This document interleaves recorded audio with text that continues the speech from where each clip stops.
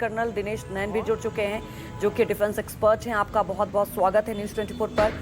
Sir, ये जो हमला किया गया, सबसे बड़ी बात है, ये तो तय है कि इसकी उम्मीद तो ईरान को भी होगी कि पहले से ही दबाव बनाया जा रहा था। अब आगे ईरान के लिए क्या रास्ता?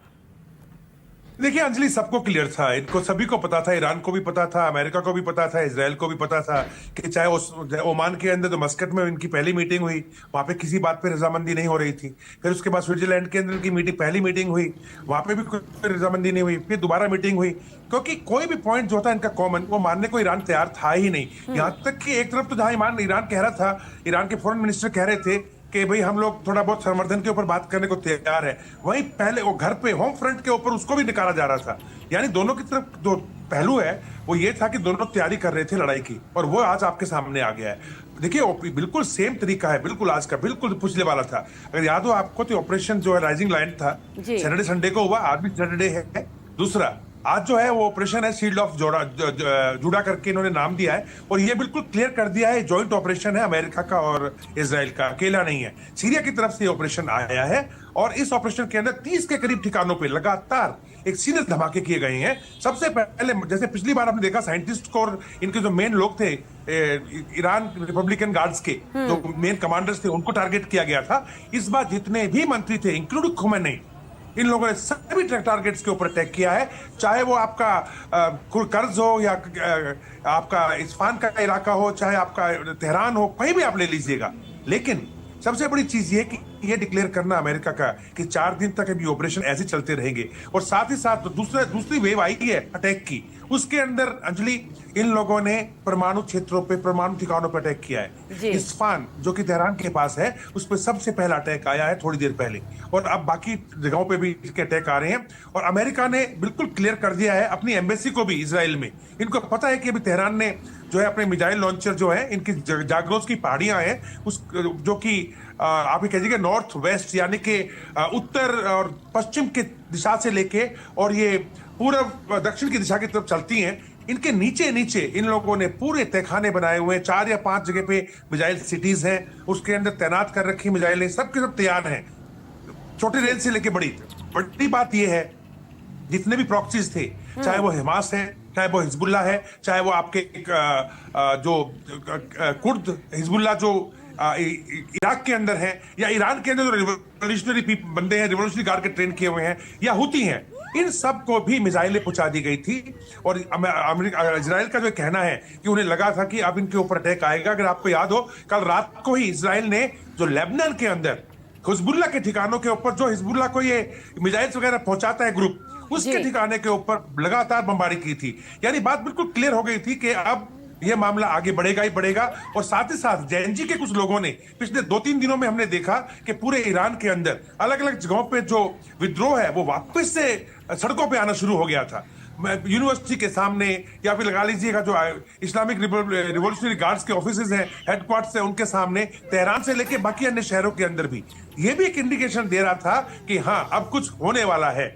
लेकिन जो अब हुआ है, मैं समझता हूं कि हालांकि अमेरिका ने भी अपने जो शिप्स हैं, चाहे बे ऑफ गल्फ ऑफ ओमान से लेकर के आप ले लीजिएगा, पर्शियन गल्फ में लगा लीजिएगा, एक हरमोज के इलाके में ले लीजिए, या मेडिटेरेनियन सी में जो इन्होंने अपना यूएसएस, क्या नाम इसका, जेराल्ड जी फोर्ड, जो एयरक्राफ्ट कैरियर है, स्ट्राइक ग्रुप है, वो खड़ा कर रखा है, ताकि बेसिकली उसको डिफेंस में खड़ा किया हुआ है, ताकि इजराइल पे जो भी मिसाइल्स आएंगी, वो जो यूएसएस जेराल्ड है वो उसको टैकल करेगा। लेकिन जो इब्राहिम लिंकन खड़ा हुआ है इनका ओमान में, वो अटैकिंग मोड के अंदर उस पर अटैक किया जाएगा। और ये अटैक जो आया है, मैं आपको बताऊं, ऐसा कोई भी बेस नहीं है अमेरिका का जहां से जहाज ना उड़े हो, और ये लगातार अटैक करेंगे। अब देखना ये होगा कि ईरान अब किस टाइप पे रिटेलिएट कर रहा है, और उसका कितना इंपैक्ट इजराइल या अमेरिकन बेसिस जो कि पूरे के पूरे खाड़ी में फैले हुए हैं, और जिनके पीछे ईरान ने प्रॉक्सीज को भी टास्क दिया होगा पक्का कि प्रॉक्सी ग्रुप जो हैं वो जाकर के अमेरिका के बेसिस के ऊपर भी अटैक करें, क्योंकि इनकी टोटल संख्या अगर हम मिलाएं तो कम नहीं है अंजलि, 5 लाख के करीब लोग हैं ये टोटल मिलाकर के। तो मामला तो गंभीर है। अब देखना ही होगा कि क्या अमेरिका जैसे चाह रहा था कि छोटे टाइम के अंदर इस युद्ध को लपेट दिया जाए, वो कर पाता है, या फिर ईरान सक्सेसफुल होता है अमेरिका को गल्फ के अंदर उलझाने के अंदर। दिनेश जी, सबसे बड़ी बात यह है कि अब ईरान कैसे रिटेलिएट करता है, क्योंकि देखिए अमेरिका की बात की जाए, जैसा कि आपने कहा ज्वाइंट ये ऑपरेशन कहा जा सकता है, क्योंकि ये पूरी रणनीति दिखाई दे रही है। पहले से ही पूरी घेरेबंदी अगर अरब सागर से लेकर पूरे ईरान को घेर रखा है अमेरिकी सेना ने। अब इजराइल हमला करता है तो क्या लगता है कि ये पहले एक दबाव बना दिया गया कि अभी अगर आप जो शर्त है वो मान लीजिए, नहीं तो बड़ा हमला हो सकता है? डेफिनेटली देखिए, इनके पास चॉइस क्या थी अंजलि? कुछ चॉइस तो रही नहीं थी इनके पास में, क्योंकि जिस प्रकार से ओपनली आप देख रहे थे कि रशिया हो या चीन हो या नॉर्थ कोरिया जो हो, ये सब लोग ओपनली आ गए थे इसको सपोर्ट करने के अंदर। अपनी मिसाइल्स इन्होंने क्रूज मिसाइल शिफ्ट करनी शुरू कर दी थी।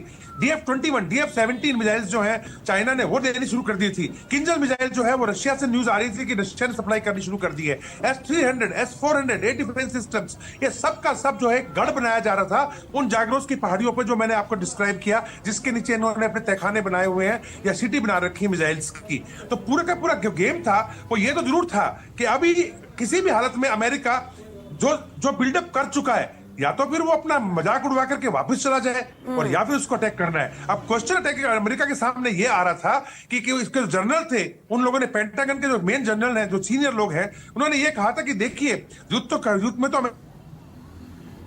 जी। तो देखिए दिनेश जी का संपर्क टूट गया, लेकिन सबसे बड़ी बात जी दिनेश जी, तो लंबे युद्ध में उलझ सकते, ये चेतावनी दी गई थी जनरलों द्वारा। लेकिन फिर शायद लगता है कि इजराइल ने जब ये पोस्टर दिखाया अमेरिका को कि अगर आप अटैक नहीं करेंगे तो इजराइल तो पक्का अटैक करेगा, ये बात सबके सामने मैं आपको बताऊं क्लियर होती जा रही थी Anjali. Everybody was knowing it कि इजराइल तो अटैक करेगा ही करेगा, इजराइल नहीं रुकने वाला। और अगर इजराइल अटैक करेगा तो बाद में अमेरिका को ज्वाइन करना ही पड़ेगा। लिहाजा ये जो अभी एक साथ जॉइंट ऑपरेशन हुआ है, मैं समझता हूं काफी जिद्दोजहद के बाद इन लोगों की जो बातचीत आपस में हुई होगी, ये बात अमेरिका को भी क्लियर होगी कि इसमें युद्ध में तो कूदना ही पड़ेगा। और कूदे तो फिर पूरी इंटेंसिटी से कूदे, फिर पूरी पावर के साथ कूदे। जैसे कि कह रहे हैं कि 4 दिन तक लगातार हम आपका भूत बना के रखेंगे। तो ये देखना ये होगा कि क्या इस इंटेंसिटी से, जिससे कि ये लोग अटैक करने की बात कर रहे हैं, ये शील्ड ऑफ जूडा नाम के इस ऑपरेशन से जो इजराइल ने नाम दिया है, क्या ये तेहरान को दबा पाते हैं या नहीं दबा पाते, या फिर तेहरान अपनी मिसाइल्स के साथ में ये जो यूएसए के एयर बेसिस हैं उनको कितना नुकसान कर पाएगा, या इजराइल में कितनी तहस नहस कर पाएगा? बिल्कुल यही सबसे बड़ा सवाल है। हमारे सहयोगी संजीव द्विवेदी भी हमारे साथ जुड़ चुके हैं। संजीव, जैसा कि हम चर्चा कर ही रहे थे कि अब सबकी निगाहें ये कि ईरान किस तरह से रिटेलिएट करता है, लेकिन सवाल ये है कि क्या ईरान की उतनी तैयारी है?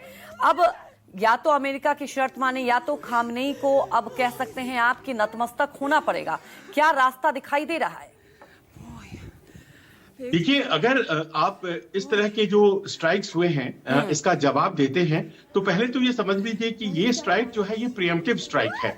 ये स्ट्राइक कोई ऐसा स्ट्राइक नहीं है जिसमें कि उन्होंने अपनी पूरी ताकत दिखा दी है। उन्होंने एक जताने की कोशिश की है कि जो हम बातें कह रहे हैं आप उसको मान लीजिए, और हमें पता है कि हमारी इस स्ट्राइक के बाद आप जवाब देंगे। लेकिन अगर आप जवाब देते हैं तो आप इस युद्ध को बड़ा करेंगे और हमें लाइसेंस मिलेगा फिर आपके खिलाफ फुल स्केल आने का। तो ऐसे में यहाँ पर ईरान को बड़े कूटनीतिक तरीके से ये चीजों को तय करने की जरूरत है कि क्या वो फुल स्केल वॉर के लिए जाना चाहते हैं। और अगर वो जाना चाहते तो आप जानती हैं पिछले कई दौर की बातचीत वो बहुत शिद्दत से नहीं करते। हर बातचीत के बाद ईरान के विदेश मंत्री अब्बास अराक्ची वो ये कहते नजर आते थे कि हम शांति के बहुत करीब पहुंच गए हैं, जबकि कल तक राष्ट्रपति ट्रंप का यही बयान था कि मैं खुश नहीं हूं जो बातचीत चल रही है उससे। वो जो चीजें हम मांग रहे हैं अमेरिका की तरफ से जो मांगी जा रही हैं वो देने के लिए तैयार नहीं है ईरान। तो इस तरह की बातचीत में कहीं ना कहीं ऐसा लग रहा था कि दोनों पक्षों की अपनी अपनी अपेक्षाएं हैं और वो पूरी नहीं हो रही है। बातचीत जो है वो कहीं पहुंच नहीं रहा है। अब स्पष्ट हो गया है कि बातचीत के जरिए अमेरिका समय खरीद रहा था, उसे टाइम चाहिए था, और ये जो टाइम बाइंग टैक्टिक थी इसका इस्तेमाल उसने पूरे मिडिल ईस्ट में ईरान की घेरेबंदी को करने में सफलता हासिल की है, इजराइल को सुरक्षित करने में और अपने बेसिस को महफूज करने में उसने ये पूरा वक्त लगाया है। और फिर अब उसने ये प्रीएम्प्टिव स्ट्राइक किया है। अब प्रीएम्प्टिव स्ट्राइक के बाद ईरान जवाब देगा क्या वो इस तरह के स्ट्राइक जो कि तेहरान पर सीधे हो रहे हैं, तो कहीं ना कहीं उसकी जो अपनी एयर डिफेंस है वो भी तो एक तरह से तार-तार होती हुई नजर आ रही है। बिल्कुल संजीव, अब यही देखना होगा कि किस तरह से अब ये इस हमले का जवाब देता है ईरान। इस खबर पर लगातार हमारी नजर बनी रहेगी। फिलहाल रुक जाते हैं एक छोटे से ब्रेक के लिए, जल्द हाजिर।